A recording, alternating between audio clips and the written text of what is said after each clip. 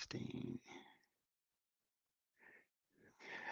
New technology is always a treat because even if you're familiar with it, someone else may not be, and the computer may be strange and weird about it. So we're gonna kind of do this one casual and see if we can get Evan Armstrong tell us about what he's talking about.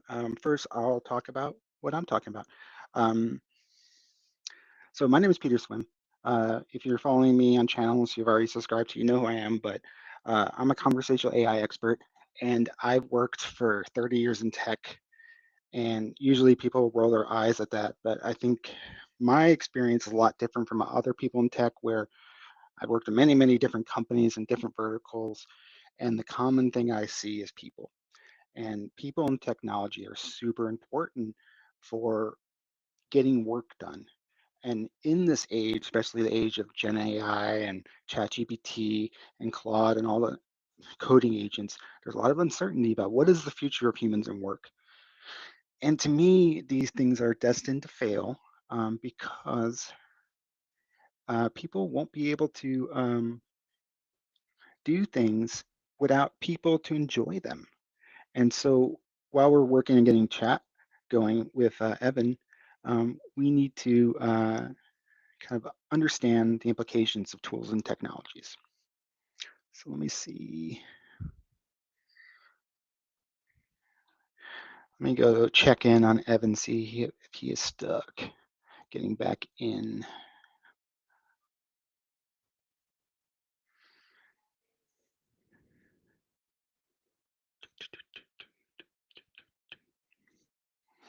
Yeah, very riveting conversation. This is kind of why we stream live, because it's kind of a tightrope walk, and we hope to get some good content and share with friends and people.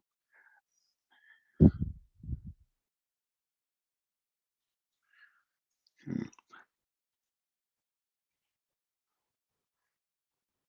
Hmm.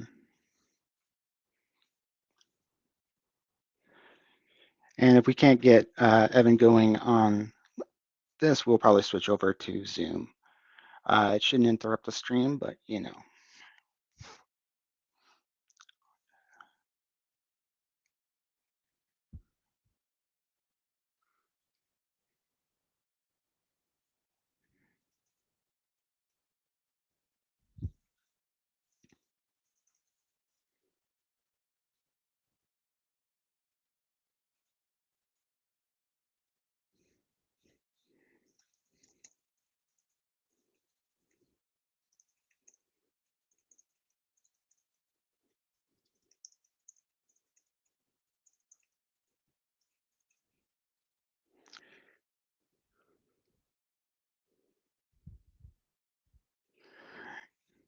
It's going to be very fun if this is what makes it work.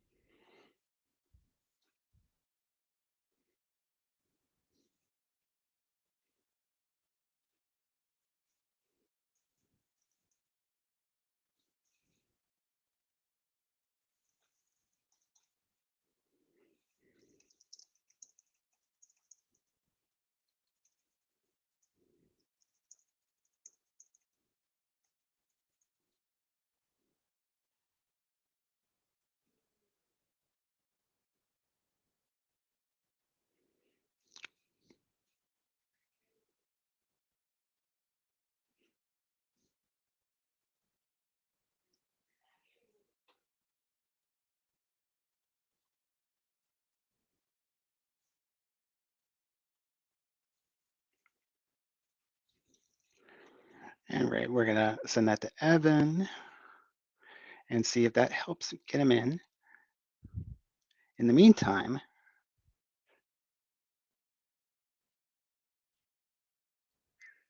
let's kind of talk about what's going on this week in technology. Um,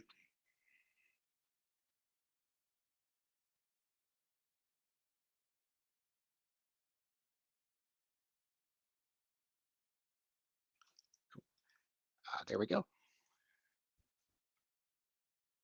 Evan. I am back. Apologies.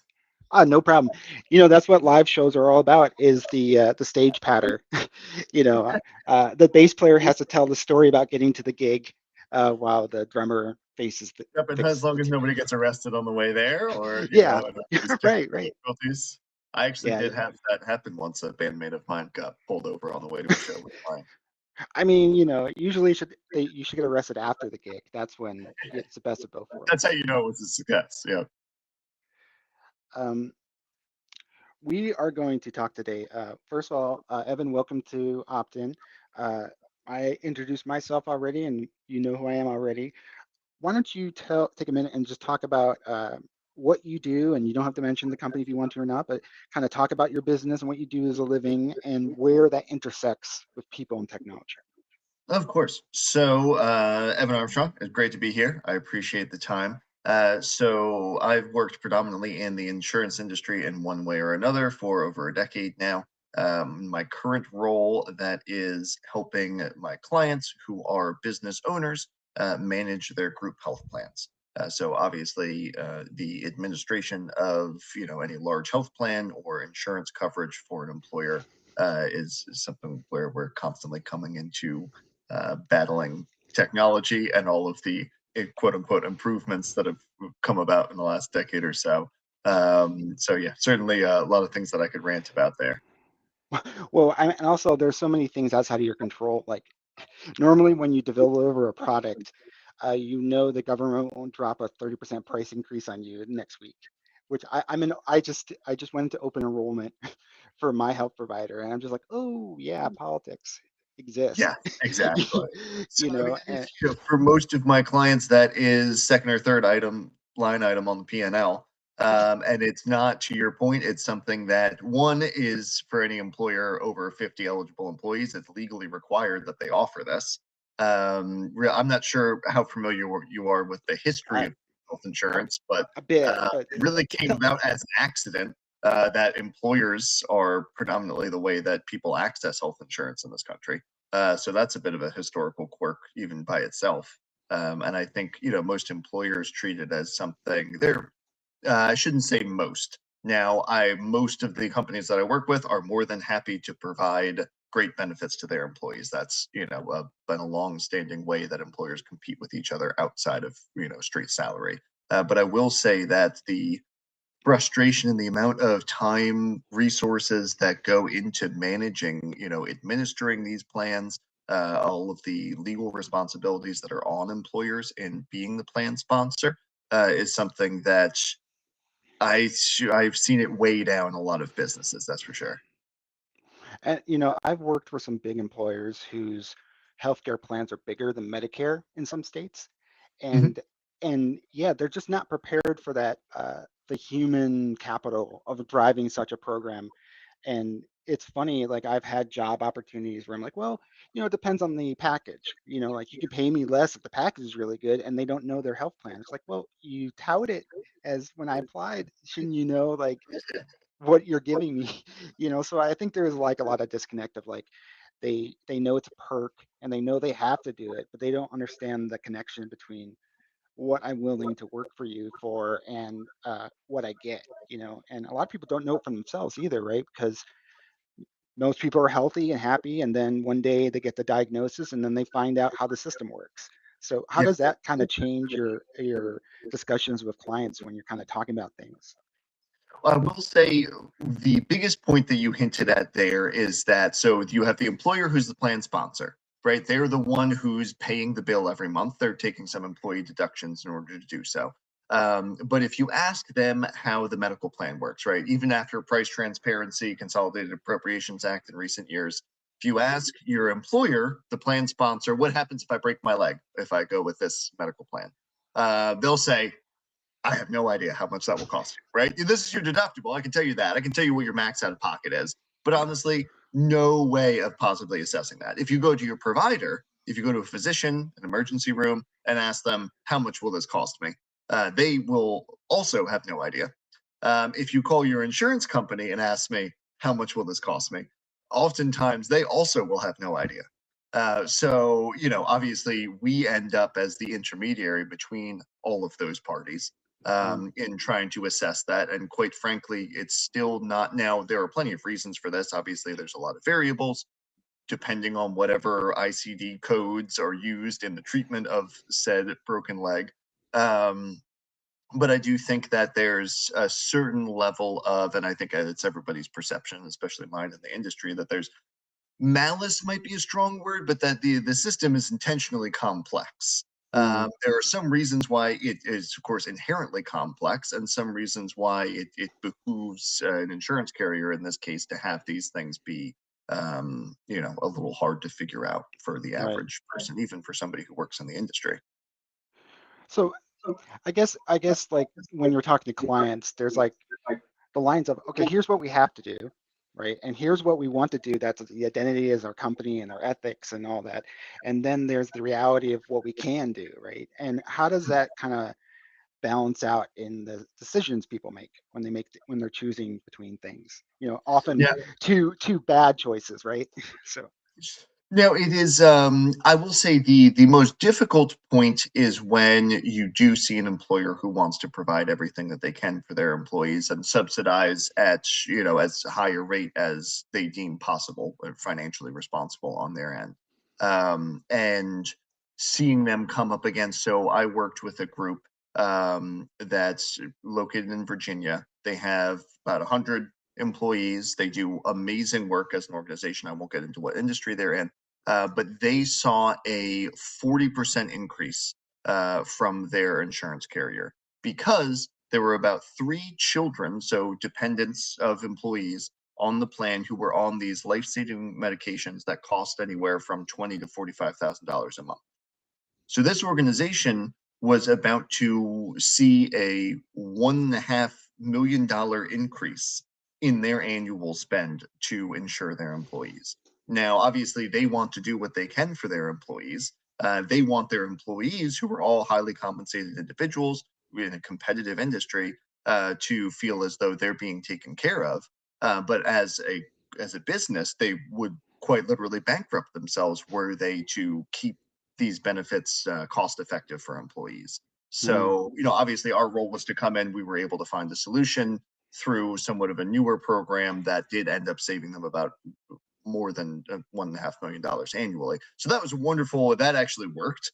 mm, But to be quite fair, that was only because of recent developments in legislation that allowed us to, drive some employees to, let's say, the state exchange.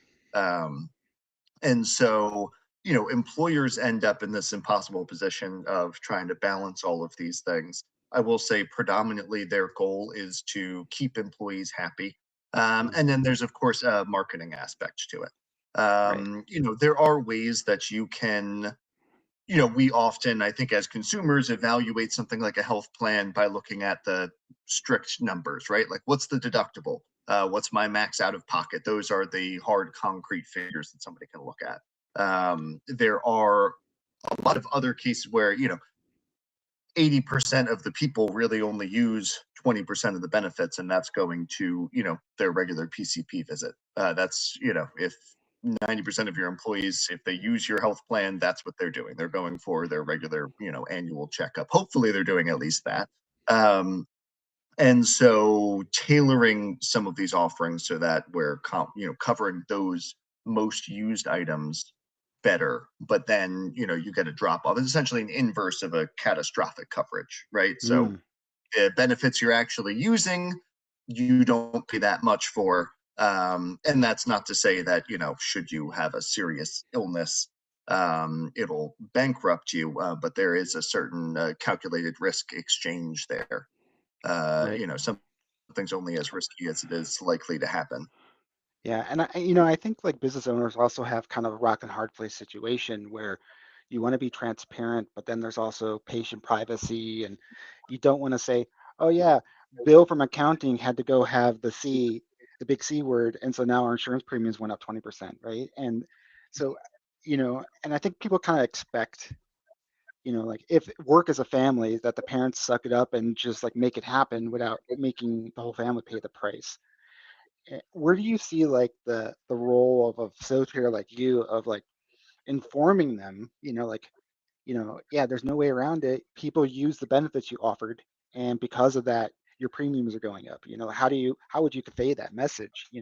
I think, personally, like, and this doesn't resound well because people believe what they want to believe, is just like, yeah, we as a community think it's important to care for people, and if you have a pregnancy that goes awry, we're here to support you as a company.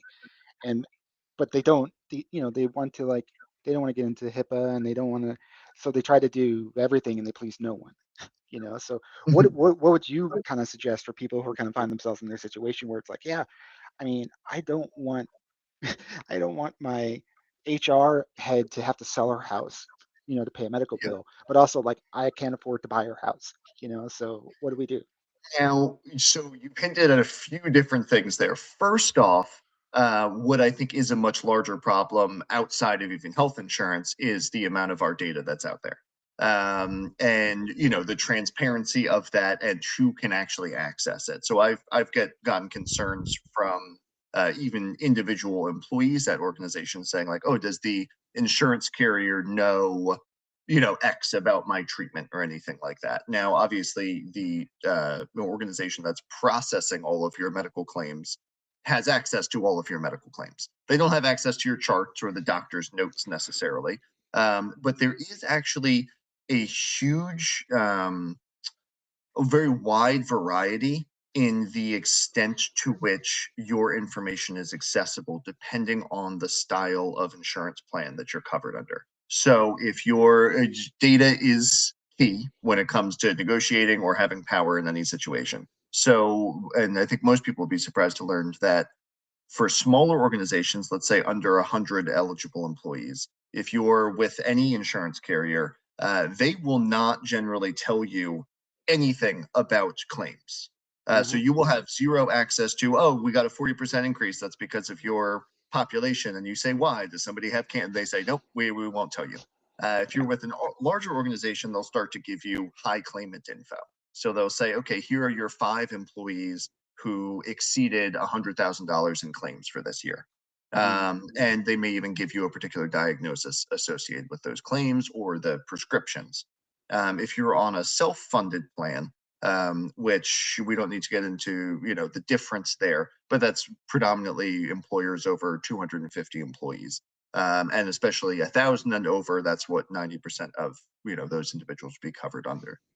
They would have full access to all of the claims information. Everything is still covered by HIPAA, but there are individuals at those organizations, let's say somebody, an HR director, finance, who would have access and see details as far as, okay, these 10 employees had, we can look at every single claim that they've had on the medical plan to be able to say, what might be going on, even for somebody in my role as the broker who in the past worked with self-funded clients. You could say, okay, we see a lot of people are going to the emergency room instead of urgent care. And maybe we can help to keep costs down because emergency rooms are always more expensive and they're not necessarily getting admitted. So that hints toward overutilization of that. So there are certainly benefits there. But I do think that, especially these days, and in any case outside of health insurance, anybody would be shocked to find out how much of their information is out there.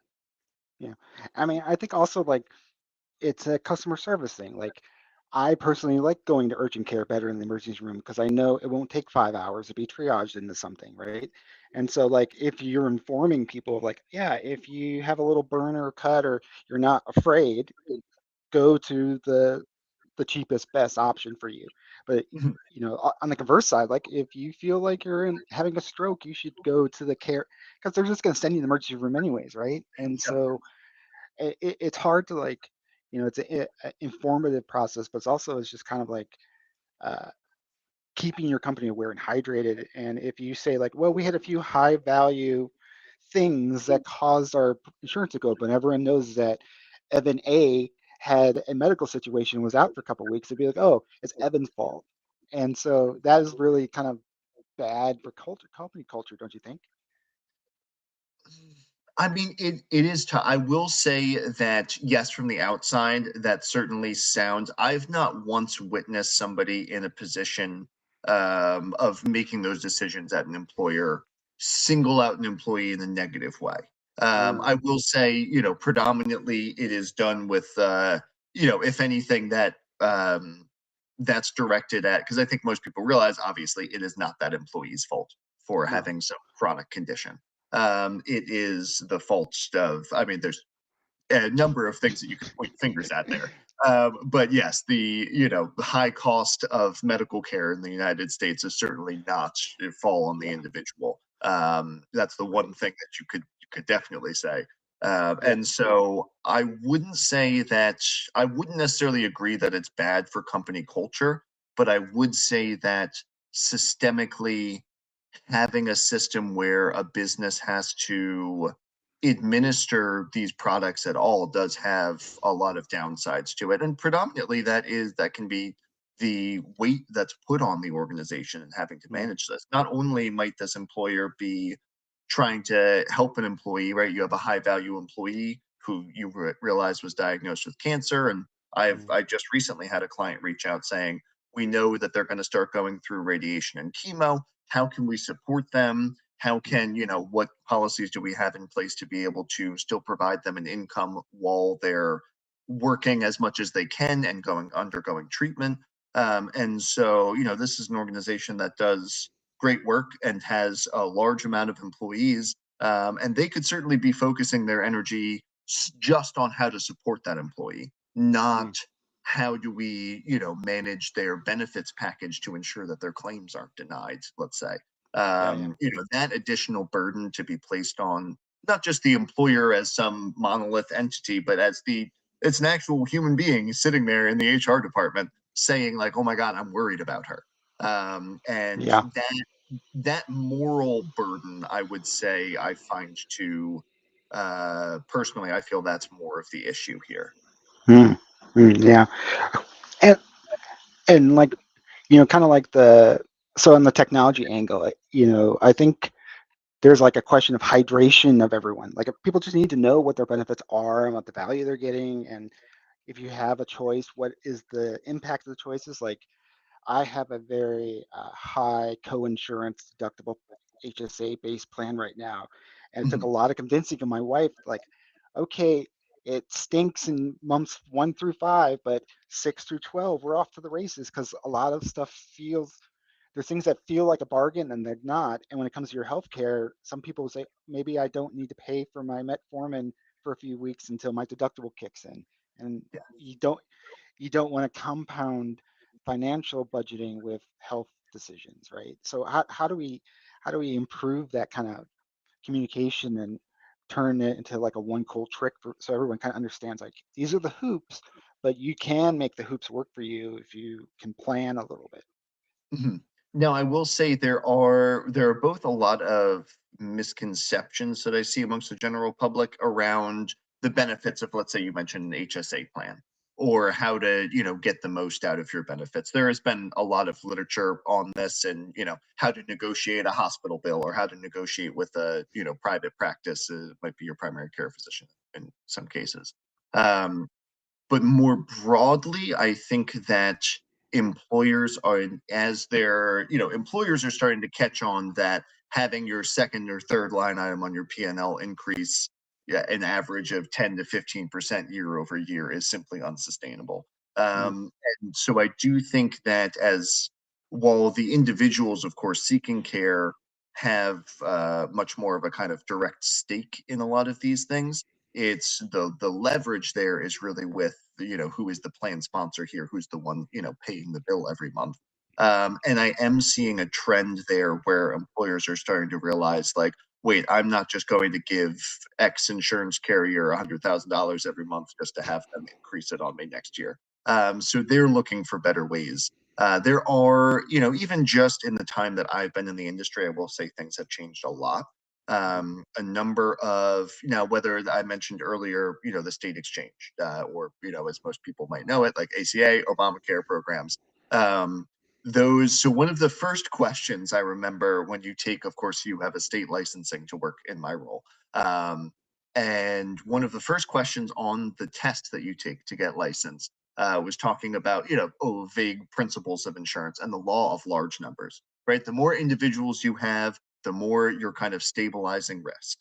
And so I think we've seen that now where there's a lot to be said for potential downsides with some of the state exchange programs. Not to say that there's no silver bullet here, but I have seen a lot of employers opting toward subsidizing employees purchasing from the state exchange because, especially I'm a resident in Maryland, we might have hundreds of thousands of individuals there. And so when you pool all of those people together, just like larger employers are able to negotiate better rates, these larger pools of individuals sharing risk are similarly better able to do that. So you might have that even on the plan sponsor side, on the private insurance side of things, where they are pooling all of their reinsurance purchasing, let's say, through what's called a captive.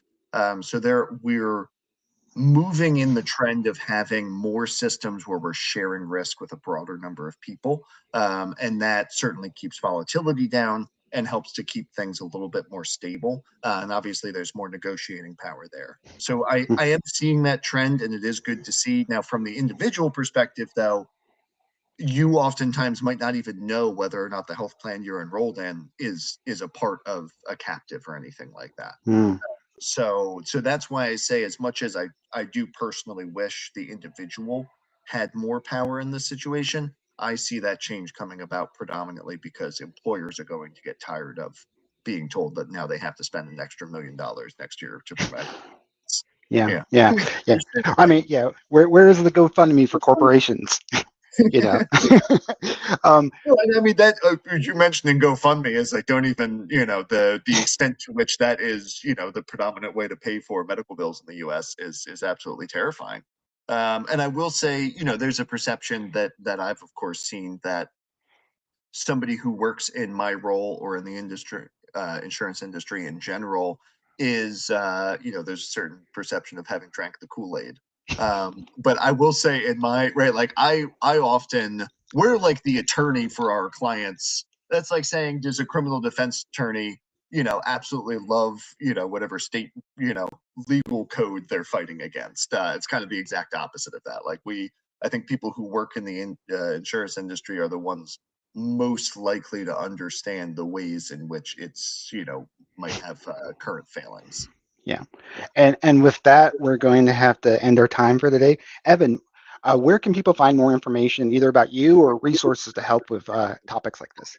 Of course. So I would say, now I am the senior benefits advisor at Capital Benefits, based in Gaithersburg, Maryland. We have been nationally recognized as a best place to work. We also assist our clients in not just managing their group health products, but obviously helping them to increase recruitment and retention through also becoming a great place to work and focusing on employer culture and employee well-being. So you can find our organization at capitalbenefits.com. You can also look me up on LinkedIn, Evan Armstrong. And I will say, there are, as I hinted at earlier, there are a number of great books written recently. I would recommend for the individual here, which I feel like we didn't get too into, in how to negotiate things like hospital bills, and how to assess, which type of health plan might be a good fit for you. I'll certainly, maybe I'll post in my LinkedIn after this some details for some good resources there. And of course, we'll post a link to the transcript of this conversation on toivo.com, and a link to where you can reach out to Evan. So thanks for having us on. Great. Thanks so much, Peter. I appreciate it.